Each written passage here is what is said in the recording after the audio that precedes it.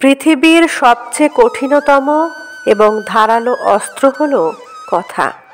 কথার চাবুক, কথার আঘাত ছুরির আঘাতের থেকেও ভয়ানক।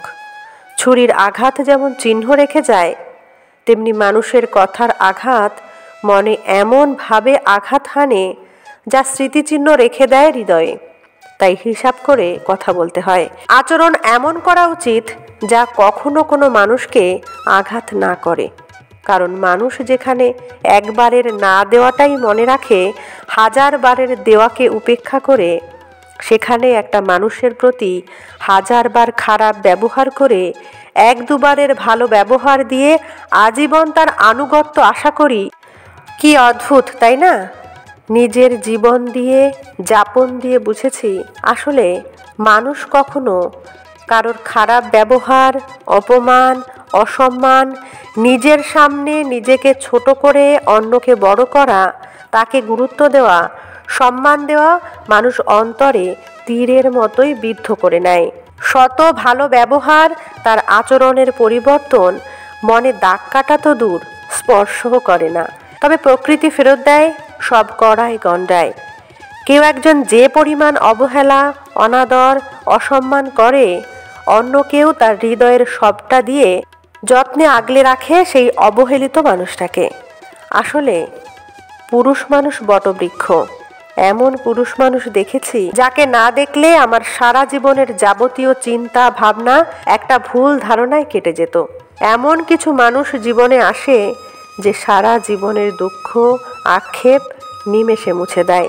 তার বুদ্ধিমত্তা, সুন্দর, শান্ত, স্নিগ্ধ আচরণ, ভালো ব্যবহার, যত্ন, আকর্ষণীয় ব্যক্তিত্ব সমাজে একটা দৃষ্টান্ত স্থাপন করে।